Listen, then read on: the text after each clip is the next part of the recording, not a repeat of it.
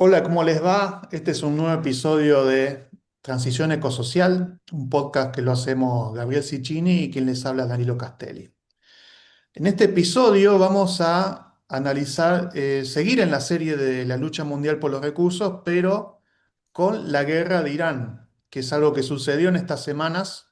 Nosotros teníamos previsto hacer una serie de la lucha mundial por los recursos. Habíamos empezado por analizar Estados Unidos, después China.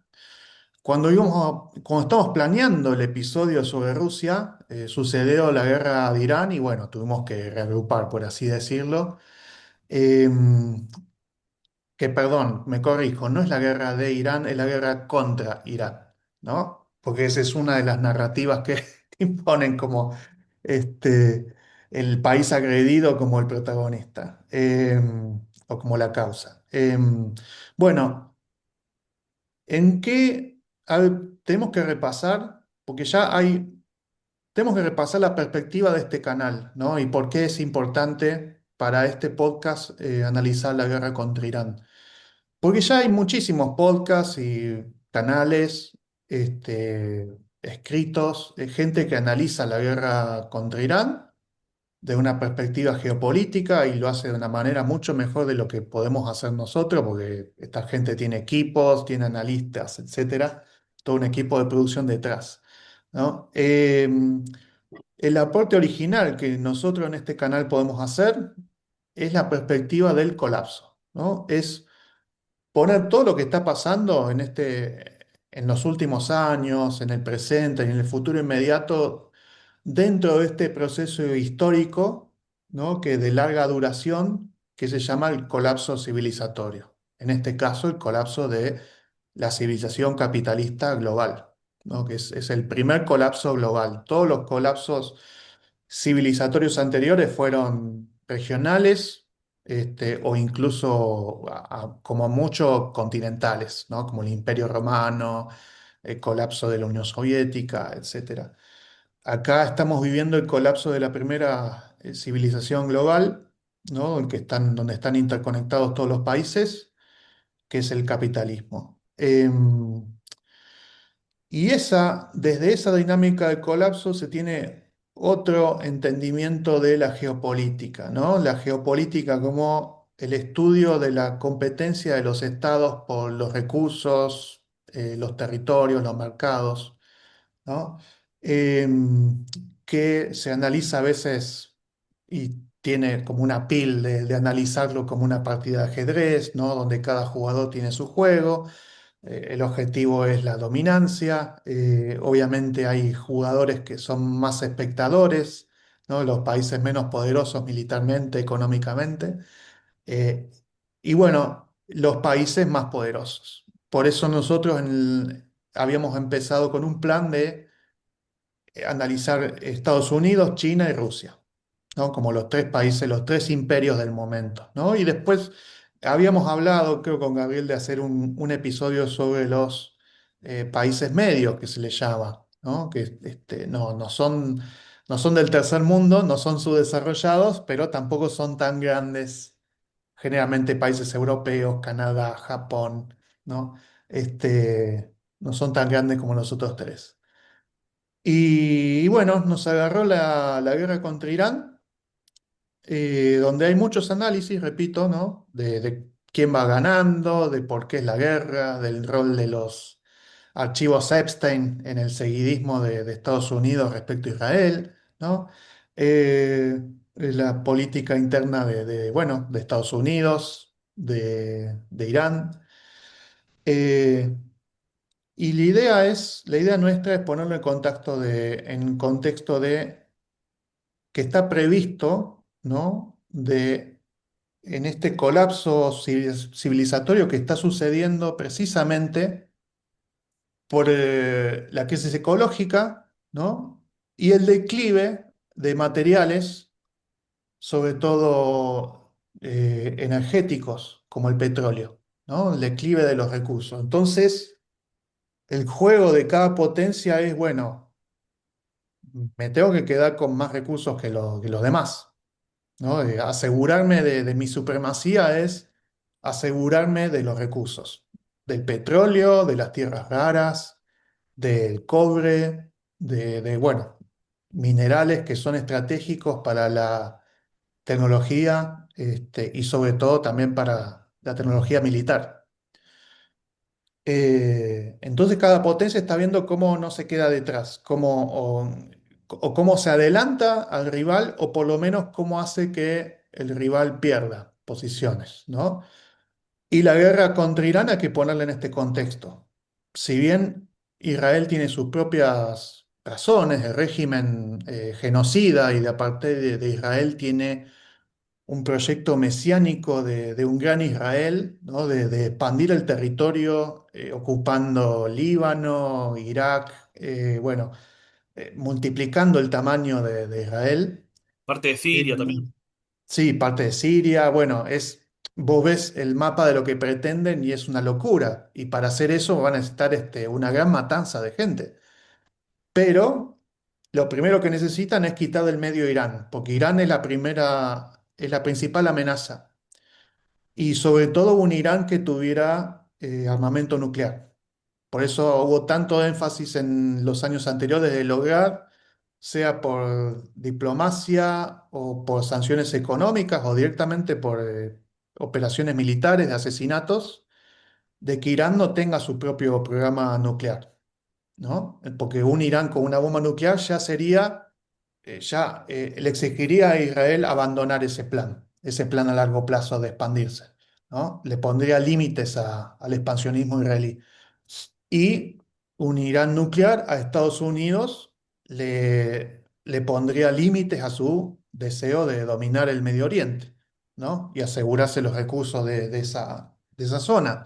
Estados Unidos tiene como aliados, entre comillas, a las monarquías del Golfo Pérsico, eh, que bueno, de hecho todas las bases militares que Irán está atacando son las que están en estos países, que son limítrofes.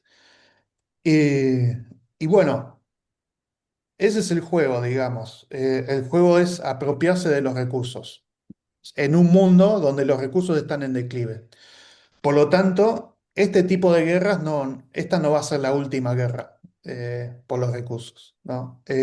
Sobre todo involucrando a Estados Unidos, que es un imperio en declive, que su mayor ventaja comparativa ya no es la comercial ni la industrial, es la militar, ¿no? Esa es la razón por la que Estados Unidos sigue siendo un jugador, digamos, en los conflictos mundiales, es que tiene las fuerzas armadas, digamos, con mayor presupuesto del planeta, con una tecnología de punta. Y bueno, si bien China está eh, llegando como a un segundo puesto, China ya está trabajando para armarse, ya tiene la mayor marina del mundo, pero la supremacía militar a nivel mundial sigue siendo Estados Unidos indiscutidamente. O sea, Estados Unidos tiene como 700 bases en distintos países y China tiene dos apenas, como vimos en el episodio pasado. Entonces, ¿por qué se está agrediendo Irán? Bueno, Irán es un gran productor de petróleo, ¿no? Y además, Irán, por su enemistad con Estados Unidos, el principal mercado de venta de ese petróleo es China. Le vende casi el 90% de su producción, ¿no? Entonces, Estados Unidos, al atacar Irán, y si Estados Unidos lograra derrotar a Irán o poner un régimen títere y quedarse con ese petróleo, sería muchísimo menos petróleo para China, ¿no? Entonces, bueno, por eso es que está involucrado China, detrás de esta guerra, digamos, está China involucrada, está la confrontación entre China y Estados Unidos. ¿Querés decir algo, Gabriel? Sí, hay que pensar que posiblemente el motivo principal, más que apropiarse del petróleo de Irán, es restringir el acceso chino al petróleo de Irán. Y Sí, además sí, el peligro del comercio, de que se comercie con sí, yuanes, que debilitaría el exacto. dólar. Eso Sí, es clave que se quiere evitar ese cambio que se quiere impulsar para debilitar el dólar. ¿No? Estados Unidos, sí, parte de su dominio en una época de declive, sigue manteniendo dominio porque sigue siendo el que tiene la moneda que dirige el comercio internacional. Si eso se derrumba, se aceleraría rápidamente el declive de Estados Unidos.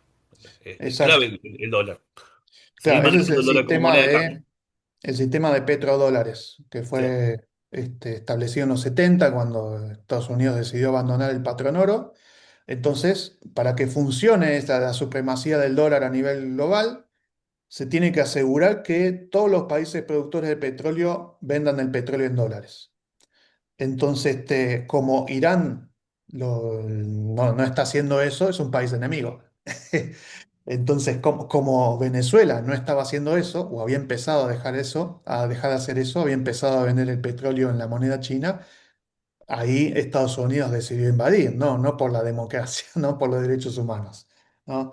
Eh, entonces, bueno, uno de los daños que está haciendo Irán, bueno, en respuesta a la agresión israelí y estadounidense, aparte de bombardear Israel y de bombardear las bases estadounidenses, es cerrar el estrecho de Hormuz. El estrecho de Hormuz, vamos a poner una foto esta vez, vamos a editar.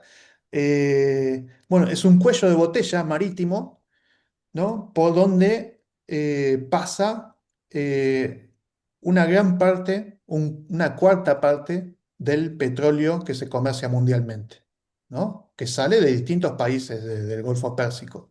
Pero tiene que pasar por ese estrecho para llegar, para que los barcos lleguen a otras partes del mundo, ¿no? Los barcos petroleros. Entonces, si se cierra ese estrecho, si se pone el país que logra poner un peaje, digamos, se daña la economía mundial en general, ¿no? Creando una presión para que, bueno, para que todos los países del mundo sufran, no solo que sufre Irán, sino que sufran los demás países del mundo y que haya una presión a los responsables de la guerra, que, bueno, son Estados Unidos e Israel, ¿no? Que son los que atacaron Irán. Em, y por ahí, por el estrecho de Hormuz, pasa, decíamos, un cuarto del petróleo mundial, eh, un quinto, creo, del gas natural licuado, que es el segundo gran combustible fósil. Pero también, otro dato muy importante es la tercera parte de los fertilizantes, ¿no? Los fertilizantes que se utilizan en la mayor parte de la agricultura mundial. O sea que lo que vamos a sufrir, ya no solo estamos sufriendo un aumento de la nafta, por ejemplo, de los derivados del petróleo a nivel mundial, ¿no? Por esta escasez o incluso por la percepción de escasez. Sino que vamos a sufrir una crisis alimentaria. Así como en principio la invasión ucrania ocasionó una crisis alimentaria en los países que dependían de las importaciones de grano ucraniano, bueno, acá por la falta de fertilizante, ¿no?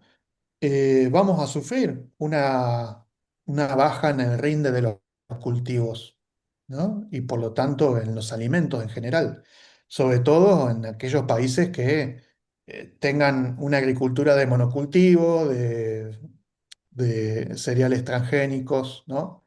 Entonces va a sufrir el sistema alimentario y la economía de esos países. Entonces, esa es una cuestión de básicamente por qué nos tiene que importar lo que pasa en Irán, ¿no? ¿Por qué nos tiene que importar algo que pasa en otra parte del mundo? Bueno, porque nos está afectando y nos va a afectar. Quiero agregar Eh, sí. algo importante que me puse a investigar, ¿no? No sabía mucho del tema, pero me puse a indagar, es que es la urea, el fertilizante que se está aumentando el precio y entrando en crisis clave para la agricultura, que está muy vinculado con el colapso, porque la urea compensa la pérdida de nutrientes del suelo. La Mm, agricultura hegemónica está devastando los suelos, y la única forma de sostenerlo es con la urea, que es un fertilizante nitrogenado, ¿no? Que es el más utilizado. Tiene una alta concentración de nitrógeno, que los suelos fueron perdiendo, y este compuesto químico es el que permite generar las condiciones para que las plantas crezcan, ¿no? Porque la alteración de los suelos hace que hayan perdido mucho nitrógeno y lo recuperan mediante este mecanismo. En países, por ejemplo, como la Argentina es clave. Si no tienen urea, que encima antes se producía acá, pero ahora se dejó de producir en Argentina, había una fábrica de Mm, este fertilizante. eh, va a encarecer muchísimo, ¿no? Se van a venir hambrunas también probablemente, ¿no? Los países que son muy dependientes sí. de la urea para poder, para que tengan cosecha, para que la cosecha tenga un rinde que valga la pena hacer el laburo de cosechar y sembrar. Van a estar muy condicionados, ¿no? Y esto se va a ver en unos meses, ¿no? En unos meses va a ser claro que las cosechas se van a ver afectadas. Sí, y Argentina que depende de, bueno, como país agroexportador, depende de esas divisas, Ujú. entonces va a tener menos divisas. Y eso va a ocasionar un efecto cascada en la economía, ¿no? Eh, Una cosita más, hay muchos que están celebrando el aumento de precios, ¿no? El aumento de precios del petróleo, el aumento de precios que va a venir de los granos, como si fuera algo positivo en sí mismo, ¿no? El tema es que en un contexto de crisis global, un aumento de precios hace que baje la demanda. Va a bajar la sí, demanda. No es que va a sí, sí. beneficiar. Es lo que hay que saber, ¿no? Porque capaz nos quieren vender la ilusión de que ahora el petróleo va a estar más caro, que Argentina va a exportar más petróleo, va a tener más ganancias por ese lado. Claro que nos vamos a beneficiar por ese lado, ¿no? O Eh, sea, es como que la gente que ve eso, que dice eso, generalmente es muy poco sincera porque te muestra nada más cómo nos vamos a, cómo nos, encima el nos es mentiroso también, ¿no? sí, porque va a aumentar los Cómo precios de los algunos dólares. sectores se van a beneficiar, pero no ve cómo el conjunto de la población se perjudica, porque el petróleo está en el precio de todo lo que consumimos, de toda la comida, de todo los bienes de primera necesidad, en el precio de la electricidad también, o sea del gas que recibimos en casa, todo eso va a aumentar. Si aumenta el petróleo, si aumenta también el gas natural encima, y si aumenta, y bueno, si aumentan eh, ante la escasez de fertilizantes, si hay menos alimento, bueno, van a aumentar los alimentos también. Entonces vamos a tener una crisis alimentaria por ese lado, vamos a tener quizás desabastecimiento. Entonces también esto muestra también la urgencia de justamente hacer la transición ecosocial para dejar depender cada vez menos del petróleo, depender cada vez menos de estos fertilizantes químicos. Tenemos que hacer una agricultura regenerativa que recupere el valor de los nutrientes en el suelo y que no dependa de fertilizantes, de agroquímicos, ¿no? Que de tanta maquinaria, que por ahí sea de más, y que sea de más cercanía, ¿no? Que no sea que se produzca en una punta del país para llevarla a otra punta del país mediante camiones. Entonces, ya teníamos que hacer esa transición por razones geológicas, porque estos recursos se están agotando, estos recursos de los que dependemos. Y la geopolítica es como que acelera el colapso, acelera el colapso que nos lleva a la cuestión, el agotamiento geológico, físico de estos recursos. La geopolítica tiene una manera artificial de incrementar la escasez de estos recursos, ¿no? Por ejemplo, Irán cerrando el estrecho de Hormuz.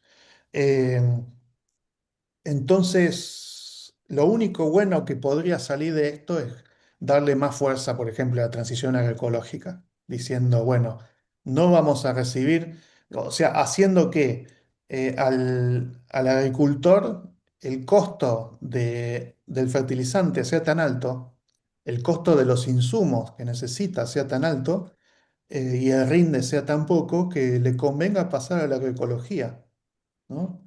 Que requiere, es un cambio de cultura, es un cambio de técnicas, es un cambio de relación con el territorio, pero bueno, tiene mucho menos costos fijos, tiene una oportunidad de emplear más gente en un contexto de desocupación, ¿no? Y de producir alimentos más variados y más sanos encima, con mayor valor nutritivo, ¿no? Entonces, tiene ventajas por todos lados.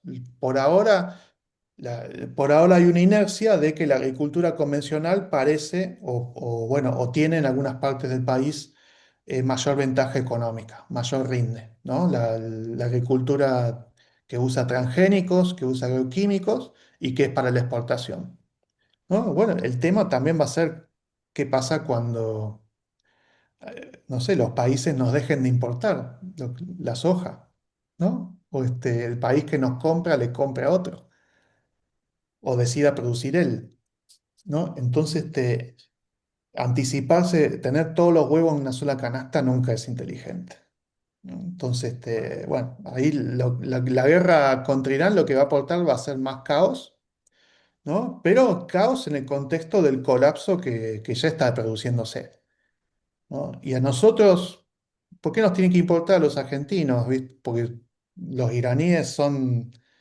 no sé, otra etnia, gente con un pueblo totalmente distinto, con un idioma, una religión distinta. ¿Por qué nos tiene que importar lo que les pase? Yo creo que es un espejo. eh, Podemos hacer unas comparaciones, digamos. A los iraníes en este momento le están cayendo bombas y en Argentina nos están cayendo proyectos mineros, ¿no? Y agresiones a los bienes comunes. eh, por el intento de imponer la megaminería en Mendoza, a pesar de que todo el pueblo se opone, y ahora el intento de imponer la minería en los glaciares, a pesar de que todo el pueblo argentino se opone. O sea, si allá hay 100.000 inscriptos en la audiencia pública para defender a los glaciares, entonces quiere decir que la mayoría de la opinión pública está en contra de eso. Eh, y bueno. Vivimos un ataque a los bienes comunes en Argentina, solo que no necesita un ejército extranjero bombardeándonos u ocupándonos, ¿no? Porque tenemos un gobierno totalmente alineado con el imperio estadounidense, eh, y totalmente abierto a todas las multinacionales del extractivismo. Entonces, que está dispuesto a convertir al territorio argentino en zona de sacrificio, ¿no? ¿Te acordás cuando hicimos el capítulo de zona de sacrificio? Eh, y no para beneficiar al pueblo argentino, digamos, sino para beneficiar a las multinacionales, a capitales transnacionales, al imperio yanqui, digamos, el beneficio lo van a vivir otros, ni siquiera, a ver, la poca gente que pueda llegar a ser empleada en las minas va a ser pan para hoy, hambre para mañana, digamos. Vamos a perder en todo. Eh, y bueno, yo creo que ese es el paralelismo que podemos hacer, que acá en Irán, o sea, Irán ahora tiene la urgencia de la defensa nacional, ¿no? La defensa militar, ante el ataque. Pero nosotros tenemos la urgencia de organizarnos para defender los bienes comunes y para forzar a los gobiernos locales y a los que podamos hacer una transición, ¿no? A la agroecología, a la producción local de alimentos, para anticipándonos a todo esto que se va a venir, que ya sabíamos que se iba a venir por razones geológicas, ¿no? La escasez de combustibles fósiles, de fertilizantes, pero ahora está acelerado. Sí. Sí, pensar también de que la zona de sacrificios se logra a veces por diferentes medios, ¿no? Ujú. Irán está buscando convertirlo en una zona de sacrificio, ¿no? Sí, Desmembrar al país, disolverlo, llevarlo al caos como Libia, como Irak, ¿no? Países que se convirtieron en estado fallido y donde están en guerra civil entre ellos, pero donde el petróleo busca ser manejado, ¿no? Como recurso, busca ser apropiado. sí, sí, mientras controlen los pozos de petróleo, el resto del país, El de la resto que se sociedad que maten. se destruya, sí. Que bueno, nosotros podemos, en este contexto uno no es que se pone en un defensor acrítico del gobierno iraní o de otros, de Saddam Hussein, de Gaddafi, ¿no? Ujú, Todos eran líderes militares que se perpetuaban en el poder, que usaban también Maduro, ¿no? Que usaban el petróleo y ujú, la renta petrolera para poder generar una red de clientelismo, cierta distribución de la riqueza, pero insuficiente, y con muchas críticas le podemos hacer a ese modelo. Pero al mismo tiempo uno tiene que reconocer que de ninguna manera Estados Unidos y sus intervenciones militares han mejorado las condiciones en esos países, ¿no? La OTAN cuando intervino en Libia no mejoró, no liberó a Libia de Gaddafi e instaló un régimen de prosperidad, como prometen siempre, ujú. ¿no? Vamos Sí, a liquidar al tirano y llevar prosperidad y Democracia y progreso a los libertad. países. Sí, sí. Y no sucede, no sucede, no sucedió en Irak. Irak sigue también desmembrado. Eh, y bueno, en Venezuela la intervención fue leve, por ahora, ¿no? Lograron que el gobierno de turno cumpla con lo que Estados Unidos le impuso, ¿no? Que deje de proveer a Sí. Cuba y que le venda petróleo a ellos y que corte relaciones con otros Con países. Rusia, con Irán, sí, Sí, sí. No, con China. el objetivo era reorientar el petróleo Ujú. hacia el control del recurso. Y restablecer el petrodólar. Sí.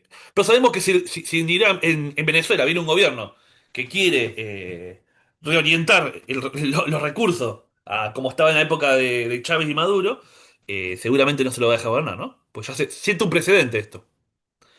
Yo, en referencia al militarismo que estamos observando ahora, yo creo que uno de los grandes problemas es cómo quieren dar un ejemplo, ¿no? Estados Unidos, un castigo ejemplar a los que no se someten. Sí, Que es el riesgo de que el día de mañana, en cualquier país de Latinoamérica que elija un líder que se enfrente a Estados Unidos, eh, va a correr el riesgo de, bueno, lo pueden descabezar a ese gobierno, ¿no? sí, y bueno, como a Lo más Petro, que difícil es un pueblo. Petro tuvo que, o sea, Petro hizo declaraciones en contra de lo que hizo Estados Unidos en Venezuela, pero después tuvo que ir a Estados Unidos a besar el anillo, o sea, a estar en las sonrisitas con Trump. Ujú. Bueno, habrá habido alguna amenaza quizás, pero bueno, Brasil, Lula creo que hizo declaraciones después de la guerra de Irán, bueno, tenemos que defendernos si alguien nos quiere invadir, Sí. ¿no? Que bueno, será, hay que ver qué forma toma eso, si Brasil va a incrementar su presupuesto militar, a quién le va a comprar armas, etcétera. ¿Cuál va a ser su hipótesis de conflicto, ¿no? Obviamente. Brasil podría ser el próximo Irán eh, de Sudamérica, ¿no?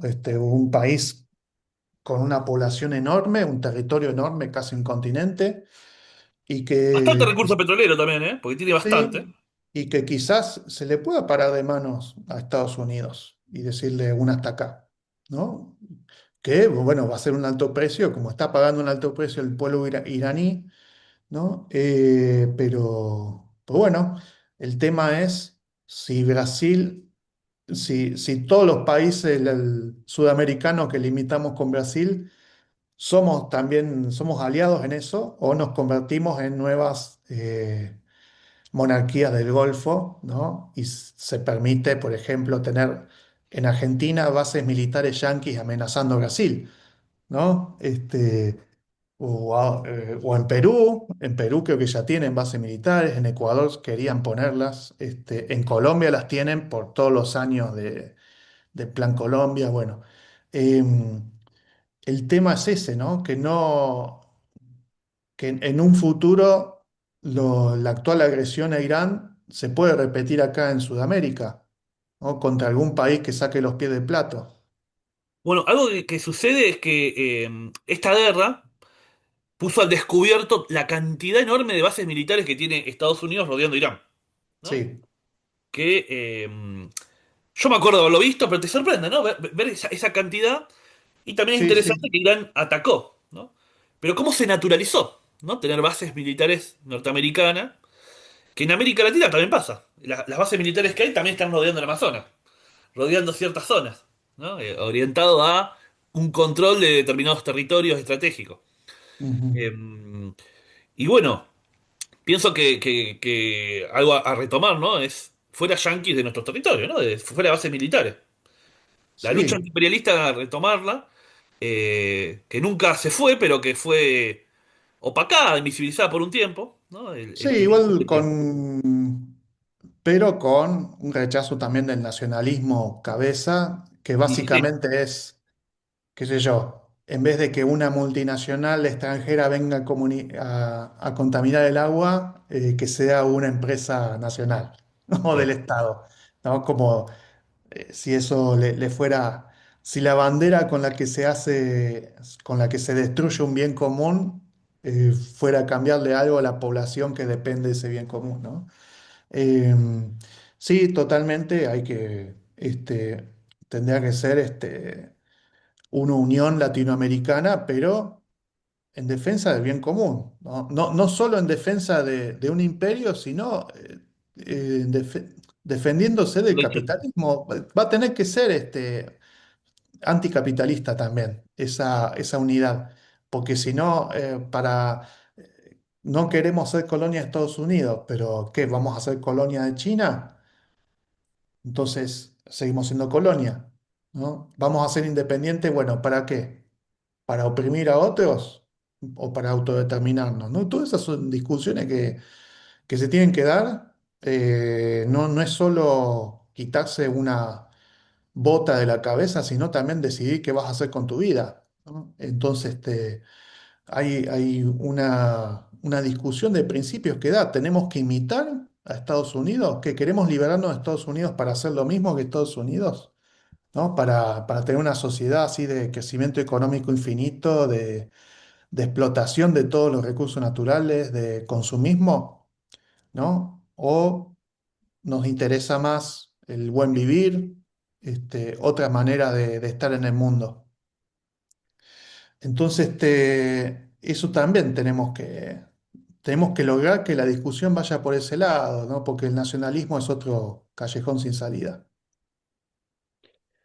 Sí, y pensar, ¿no? Cómo trascender el nacionalismo, la unión de los pueblos latinoamericanos, que era algo que se le reivindicaba mucho lo que se llamó la nueva izquierda en Ujú. Argentina, pero que rápidamente fue derivando en un apoyo y sumisión al chavismo, al kirchnerismo, Sí, al castrismo antes que eso, sí, ¿no? De una sumisión acrítica sí. a esas tradiciones, a esos gobiernos, y, y que no se avanzó mucho, ¿no? Pues se quedó más en consignas, porque la verdad que en lo efectivo no se lograron, primero, consolidar, ¿no? El hecho de que sea tan fácil que venga un gobierno de ultraderecha que quiera destruir todo lo construido previamente y que lo pueda hacer, muestra la debilidad, ¿no? Las dificultades para, primero, para democratizar la participación popular, para generar una conciencia de qué sería la patria grande, que era la consigna. En muchos casos hubo crítica, ¿no? Por ejemplo, Lula en su momento, que en algunos aspectos parece alguien que hace autocrítica. Él dijo, ¿no? Que terminaron generando una sociedad consumista, estado de bienestar, estilo yankee, de Ujú. nuevas clases medias consumistas, Sí. bastante despolitizadas, y que eso fue el logro que tuvieron el progresismo latinoamericano fue crear una nueva clase media totalmente Que después te vota desplazada, Bolsonaro. sí, que después que tienen aspiraciones de ir más allá y Ujú. ven y piensan que el populismo es el gran enemigo porque ese populismo los restringe con Claro, sus ese impuestos es y sus como que estados los grandes. levantó de la miseria, pero no les deja ir a la riqueza. Bueno, entonces ahora el populismo que me ayudó ahora es malo. Voto a la derecha. Voto a alguien que sea, la derecha también es populista, ¿no? Pero digo, voto a alguien que ponga por ahí encima el mercado del Estado, bueno, con que alguien que le importe menos los derechos sociales. Total, yo ya soy de clase media, ya Sí. no necesito de la salud y la educación pública ni de los servicios públicos. Entonces, bueno, el tema es, bueno, sí, es un ciclo así de derecha, progresismo. Y yo estaba pensando, incluso acá en Estados Unidos, acá, acá en Bien. Argentina, si, bueno, si, por ejemplo, si tenemos un gobierno, asume un gobierno nacionalista, ¿no? Que se opone a Estados Unidos, ¿no? Que se opone a alinearse con Estados Unidos, que propone una posición digna para Argentina, ¿no? Y latinoamericana de Soberanía independencia, económica. sí, etcétera. Eh, Contra ese gobierno también nos vamos a tener que organizar para que no destruya los bienes comunes en nombre del desarrollo, del patriotismo, ¿no? Va a tener sus propias consignas, pero así como los indígenas y los grupos ecologistas tuvieron que organizarse contra los gobiernos progresistas de la década pasada, que también apostaron por el extractivismo, ¿no? Eh, por eso digo, en esa organización contra el extractivismo, por los bienes comunes, hay una tercera posición entre la sumisión al imperio y el nacionalismo, ¿no? El nacionalismo de los Estados-nación, ¿no? Que, bueno, es una soberanía directamente de los pueblos, ¿no? Que mira los bienes comunes como algo que tiene más importancia que lo estatal y que el mercado. ¿No? No podemos vivir sin agua, no podemos vivir sin tierra fértil sobre la que cultivar, o sea, los bienes comunes es las cosas sin las cuales no es posible la vida, ¿no? Y que no, por más que alguien les pueda poner un alambrado, o pueda decir esto del Estado, esto es de un privado, etcétera, son cosas de las que dependen las comunidades, ¿no? Entonces, la autoorganización de esas comunidades es algo esencial para defender esos bienes comunes. Esos bienes comunes pues el Estado no los defiende siempre. El Estado no, si ve, el Estado también se maneja mediante una lógica capitalista. Entonces, si evalúa que la defensa de ese bien común ya no le resulta rentable, ¿no? Sobre todo para políticos que se van a quedar en el poder algunos años y no toda la vida, ¿no? Y piensan en su carrera política. Entonces, bueno, van a decidir o privatizarlos o destruirlos o bienes comunes. Por eso las comunidades siempre tenemos que estar autoorganizadas, ¿no? Bajo cualquier gobierno, ¿no? Y, a ver, el proyecto que yo tengo como econarquista es que eventualmente, bueno, una nueva forma de gobierno basado en la democracia directa reemplace a los estados-naciones. Esa es la perspectiva como de largo plazo. Y creo que enmarcar las guerras que vienen, porque, a ver, esto es un anticipo, ¿no? Las guerras que vienen. En el sentido de, seguramente no hay más guerras, porque se puede prever que Sí, la lucha por los recursos escasos se va a profundizar. sí, Eh, no sabemos cuándo, pero hace mucho se anticipa que va a haber guerras por el agua, por la apropiación del recurso agua, cuando sí, por las tierras cuando se profundice. cultivables. Sí, Eh, la guerra de Ucrania posiblemente sea una guerra por tierras cultivables, ¿no? sí, El mayor activo de Ucrania son sus tierras. sí, la Tierra Negra ahí pasa, Por eso. Es- está casi todo ahí, un cinturón de entonces tierra. se van a ir dando cada vez más conflictos de este tipo, porque la escasez va a forzar, ¿no? La Ujú. escasez en un contexto de lucha entre imperialismos y también entre países que se terminan alineando de un lado del otro. Sí, Yo, por ejemplo, estados, digamos estados más que países, yo el otro sí. día estaba viendo lo de Japón, por Sí. ejemplo. Japón está alineadísimo con Estados Unidos y liberar el estrecho de Hormuz, porque Japón es muy dependiente de todo el combustible fósil que circula por ahí. Eh, Ujú, se ahogaría la economía japonesa, que Japón no es un productor de hidrocarburos y es ujú. totalmente dependiente del Sí, exterior. sí, Entonces, construyó una sociedad totalmente dependiente de los hidrocarburos, sí. a pesar de no tenerlo, y Ujú, se derrumba Japón. Japón, si se da una alta inflación en los precios del petróleo y del gas, no se podría sostener. Es una sociedad que ya está en crisis hace unos años. Sería difícil que restauren las plantas nucleares después del accidente que tuvieron. Así que Japón sabe que está en una situación donde posiblemente mande tropas. Entre en guerra con Irán. ujú. Porque no porque tenga un odio contra Irán, seguramente no hay nada que sea real. Nunca Irán agredió a Japón. Japón, claro. Pero sin embargo, van a tener que meterse ahí porque es por el acceso al petróleo.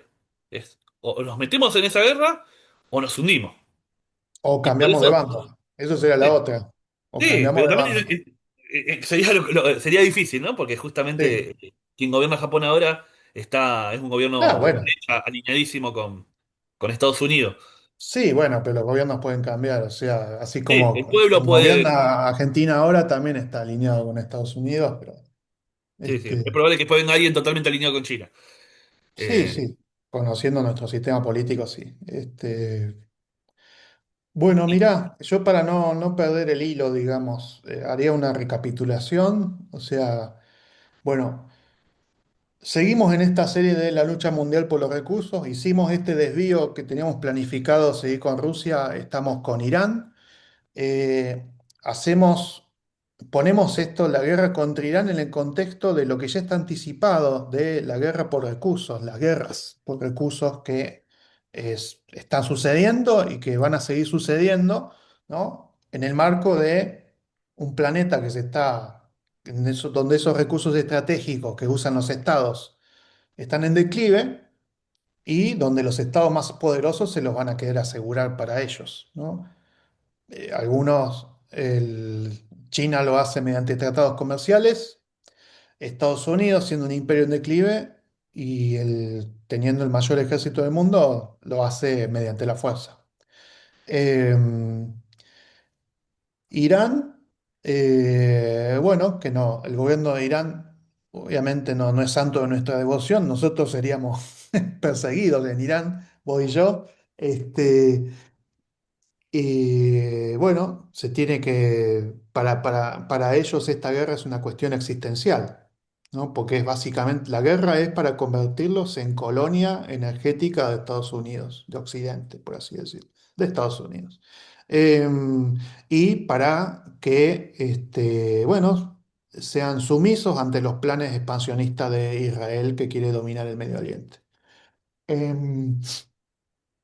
entonces, puede pasar tres cosas, digamos, con esto, que Estados Unidos e Israel tengan que retirarse humillantemente, ¿no? Lo cual va a ser una gran victoria para Irán, para el régimen de Irán, eh, y un cambio de las relaciones de fuerza en Medio Oriente, ¿no? Quizás más países de Medio Oriente se incorporen a los BRICS. Irán va a ganar un liderazgo antiimperialista, ¿no? Va a tener mucho prestigio antiimperialista, quizás alguna de las monarquías del Golfo decida dejar de ser aliada de Estados Unidos, ¿no? Va a ser sería un retroceso bastante importante. Por eso Estados Unidos, a pesar de que se metió en un brete, no se quiere ir, no se puede ir, siente que no puede irse. Eh, ¿Qué puede pasar? Que Estados Unidos e Israel ganen, ¿no? Entonces, Irán quede hecho un estado fallido, donde Estados Unidos se asegure, bueno, los recursos para él mismo, o un paso intermedio sería que haya un cambio de régimen, ¿no? Entonces tengan o que vuelva el Shah, no sé, o alguna república. O que se Una, fragmente, capaz. Irán sí, puede fragmentarse. bueno, el tema es que en vez de tener que tener una presencia militar ahí colonial, tenga directamente un gobierno cipayo, digamos, que le dé el petróleo a Estados Unidos. Eh, y bueno, eso sería malísimo para los pueblos del mundo, ¿no? Porque sería un Estados Unidos envalentonado para seguir hacerle lo mismo que le hizo a Irán y en Venezuela a otros países. Sería un Israel envalentonado para realizar su plan de expansionistas y genocidas en Medio Oriente. Eh, y bueno, el tercer escenario, que ojalá, que me parece que es el peor, sería que la guerra escale, que Estados Unidos se meta con tropas, que después, que quizás China se involucre más en la defensa de Irán. Por ahora China solamente contribuye con inteligencia táctica, no ha contribuido con armas ni con tropas. Pero si eso llega a pasar, bueno, no sé, ojalá, por eso digo, ojalá no pase porque a lo mejor Israel unilateralmente decide tirar una bomba nuclear, ¿viste? Sería el peligro, Ya el están atacando régimen, centrales, ¿no? Se están el atacando centrales régimen nucleares. más loco de los tres, o sea, más loco que los ayatollah y más loco que el trumpismo es el de Israel, ¿no? Y bueno, si sale una bomba nuclear ahí, no se sabe lo que puede pasar. No sé, No se sabe si Rusia y China se la van a bancar y no van a Y tirar yo una creo que en bomba este nuclear. contexto hay que pensar que Irán está cerca de Rusia y que Rusia no permitiría tener un gobierno títere de los yanquis, ¿no? Al estilo un Shah nuevo. Sí, Eh, yo creo que Rusia no se involucra porque todavía ve el escenario para que pueda ganar el régimen iraní, que es su aliado. sí, No es necesario involucrarse más directamente, pero no sé si en caso de invasión norteamericana y de peligro de tener cerca de su territorio un país que cambie de bando, me parece que no sería algo admitido por Rusia y tampoco con China por la necesidad del petróleo y de los combustibles fósiles. bueno, ojalá, porque entonces eso le quita Un probabilidad equilibrio, a ese sí. escenario de escalación, digamos. Sí, sí, yo creo Este, que el riesgo igual es que, como bien dijiste, sea Israel el que fuerce una escalada. sí, Eh, Sería raro que Estados Unidos rompa con Israel o lo deje solo. Eh, ujú. entonces, bueno, es un escenario complicado donde me parece que hay que estar atento a lo que suceda. Y bueno, con respecto a nuestra poca capacidad de incidencia en eso, ver cómo se puede, en este contexto tan turbulento y tan riesgoso y que uno se pone pesimista, ver qué se puede encarar como cambio positivo, ¿no? Como lo vemos Sí, por un lado. a ver, es como que casi siempre la respuesta es que lo que mejor podemos hacer es defender los bienes comunes acá. Sí. ¿No? Porque, a ver, el imperio avanza en Irán con bombas, repito, el imperio avanza acá con proyectos mineros, con los proyectos de data centers, ¿no? Y bueno, y los FIT, otros proyectos que significan más extractivismo, ¿no? Profundizar el extractivismo. Entonces, es como que, bueno, la resistencia en un lugar ayuda a la resistencia en otro lado.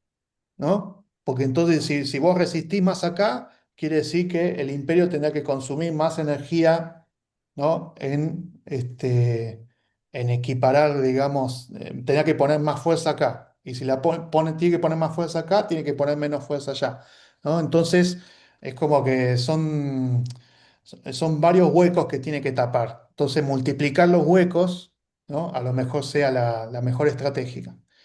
Y además, a ver, y más allá de la situación geopolítica, ¿no? Que es lo que más se habla, tenemos la situación geológica de agotamiento de estos recursos y la necesidad ya por la física, ¿no? No tanto por la política, sino de hacer una transición en nuestras infraestructuras básicas, ¿no? Y nuestra sociedad. Así es como que todo podemos analizar, podemos perdernos en el análisis de la guerra de Irán, con todos estos ángulos que tiene geopolíticos, pero lo que nosotros queremos aportar es que está sucediendo en el marco de un colapso del capitalismo global, ¿no? Y que no va a ser el único conflicto y que nosotros tenemos conflictos propios, no tenemos que esperar a que nos invadan. ¿No? Si son ya, a ver, un hecho positivo que quiero recalcar, ¿no?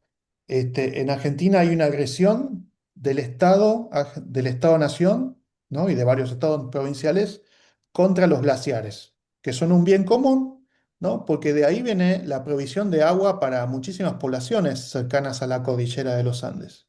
Eh, Se forzó una audiencia pública para defender a los glaciares y se han inscrito más de 100.000 personas de todo el país. De hecho, la mayoría de los inscriptos ni siquiera son en provincias cercanas a la cordillera, ¿no? Entonces hay una conciencia por los bienes comunes y hay una solidaridad activa, ¿no?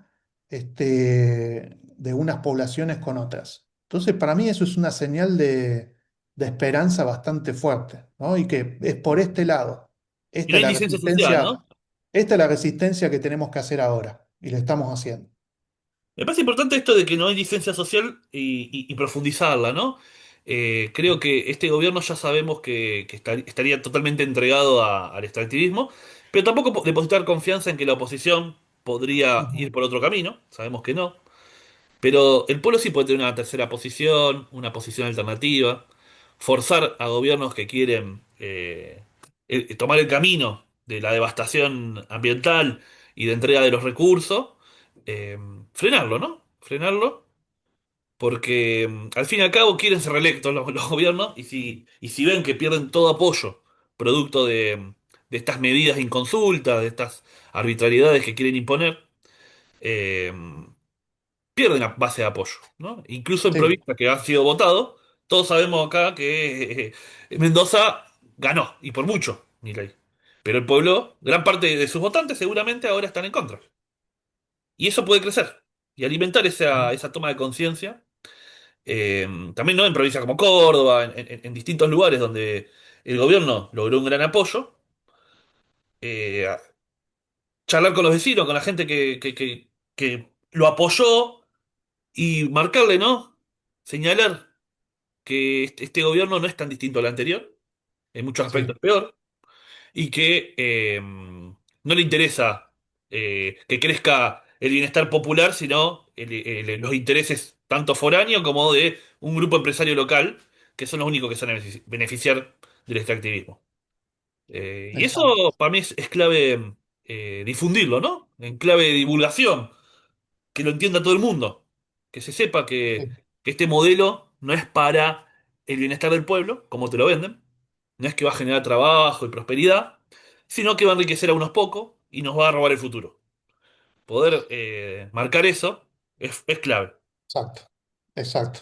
Y está bueno que hablemos de modelo y no solamente de tal partido político, Sí, ¿no? Porque hay, el mismo modelo es respaldado por muchos partidos políticos, cada uno le aporta su matiz, pero es el mismo modelo. Es Argentina como exportadora de materias primas, ¿no? Y eso significa extractivismo y significa destrucción de los bienes comunes, de economías regionales, de la salud, y básicamente empobrecimiento también, porque las industrias del extractivismo es como emplean a muy poca gente y destruyen a las industrias que emplean a más gente.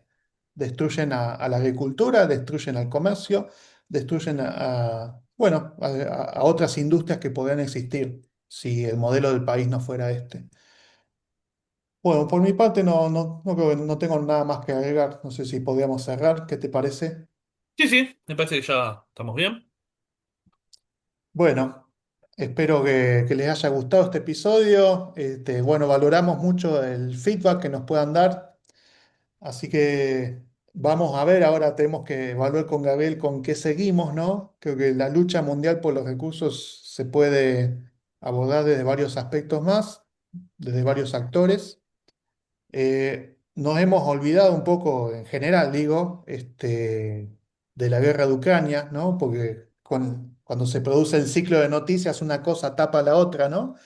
Pero la guerra contra Ucrania también es algo que, bueno, lo mencionamos brevemente, quizás merezca un capítulo propio. Ahora lo charlamos. Bueno, Bueno, que tengan buenos días. bueno. Sugiero que si les gusta el capítulo lo compartan, se suscriban. Sirve para llegar a un público más amplio y y que bueno, que influya en la opinión pública este podcast que hacemos con esa intención, ¿no? De generar debates y conciencia.